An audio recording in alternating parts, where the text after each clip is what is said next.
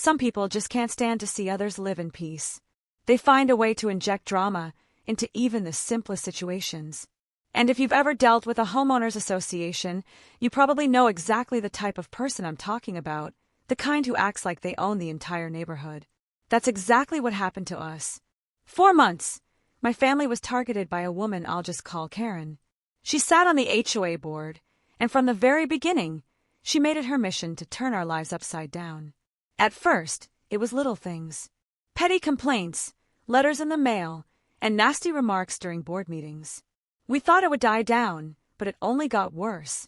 Before long, Karen escalated her behavior, trying to push us into fines, penalties, and even threats of legal action. She wanted power, and she enjoyed flexing it. The thing about Karen, though, was that she thought she was smarter than everyone else. She believed she could twist rules, manipulate people, and bully families into silence. She thrived on intimidation, and unfortunately, a lot of our neighbors just went along with her. But here's the part Karen didn't see coming. She underestimated my son. You see, while we were trying to deal with all the chaos she created, my son quietly paid attention. He listened, observed, and recorded. Every time Karen tried to trap us in one of her twisted schemes, he made sure to keep track of what she really said behind closed doors. Karen thought she had us cornered. She thought we had no way out. But she didn't realize that the very words she spoke would eventually be the weapon that destroyed her little empire of control. And when the day came, when my son finally played that recording in front of everyone, it wasn't just a victory for us. It was the moment Karen's reign of fear crumbled, and the entire neighborhood saw her for what she truly was. This story isn't just about standing up to an HOA bully. It's about the power of truth, the courage to fight back, and the satisfaction of watching arrogance collapse under the weight of its own lies.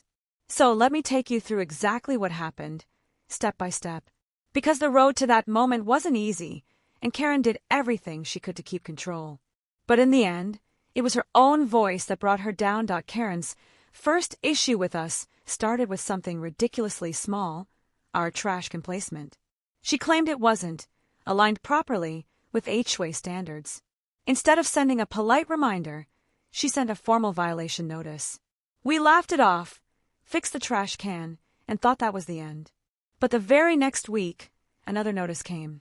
This time, she accused us of having grass that was slightly overgrown. My son measured it. It was less than half an inch above what the rules stated. Still, she issued another warning. It didn't take long before we realized Karen was singling us out. Other houses had worse lawns, broken fences, or even abandoned vehicles in their driveways. She ignored all of them. Her focus was locked entirely on us. At board meetings, she'd bring up our name in front of everyone. She'd say things like, "Some families just don't respect the community standards," with a smirk that told us exactly who she was talking about. My son, being sharper than most adults gave him credit for, decided he wasn't going to let Karen bully us without accountability. He started keeping his phone with him, recording conversations and saving emails. He told me, if she's going to keep twisting the truth, we need proof of what she's actually saying. Months went by, and Karen's harassment escalated. She claimed our fence color was not HOA approved, even though it matched the official paint guide. She fined us for having holiday decorations up too long, even though many neighbors still had theirs displayed. Each time we tried to reason with her, she'd cut us off and threaten to escalate it legally. The breaking point came when she accused us of running a business out of our home simply because we had delivery trucks dropping off packages. My wife runs a small online store, perfectly legal and not against HOA rules. But Karen insisted we were violating community policies. That's when Karen called a special meeting to vote on whether we should be fined heavily and possibly taken to court. She clearly expected to humiliate us and rally the other board members against us. But what she didn't expect was what my son had prepared. As the meeting started, Karen launched into her usual speech, claiming we were constant violators and bringing down property values. Some neighbors nodded along nervously, others just looked uncomfortable. Then Karen motioned for a vote. Before anyone could raise their hand, my son stood up. "Calm, steady, and confident," he said. "Before you vote, I think everyone deserves to hear what Karen has really been saying." Karen's face froze. She immediately tried to shut him down, saying, "This is not appropriate," but my son pressed play. On his phone, clear as day, Karen's voice filled the room. She was caught laughing about targeting us, saying things like, "If I keep finding them enough, maybe they'll just move out." That's how you get rid of people who don't fit the image. You could hear the smugness in her tone, the malicious intent behind her words. And it didn't stop there. He had multiple recordings. One where she admitted ignoring other violations because she didn't want to upset her friends. Another where she bragged about twisting rules to make an example out of certain families. The room went dead silent. Then whispers started. People who had once been afraid of Karen now looked furious. Karen turned red, stuttering. "That's out of context." He manipulated the audio. But nobody was buying it.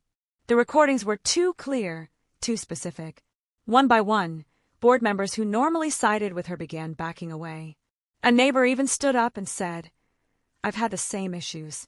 She's been targeting families for years. Now we have proof." The vote Karen expected to win turned against her. Instead of approving fines against us, the board voted to remove her from her position pending investigation. Within weeks, she was officially ousted, and her little reign of terror was over. For the first time in months, the neighborhood felt free. People started speaking openly about how they'd been afraid of Karen, how she'd bullied them into silence. And all it took was one recording to bring her down. Karen tried to threaten legal action against us afterward, but with the recordings made in compliance with state laws, she had no case. She was finished. Looking back, the best part wasn't just that we won.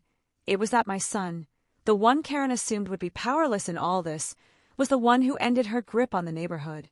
Karen thought she had us cornered. She thought she could control us with intimidation. But in the end, it was her own words, her own arrogance, and her own voice that destroyed her.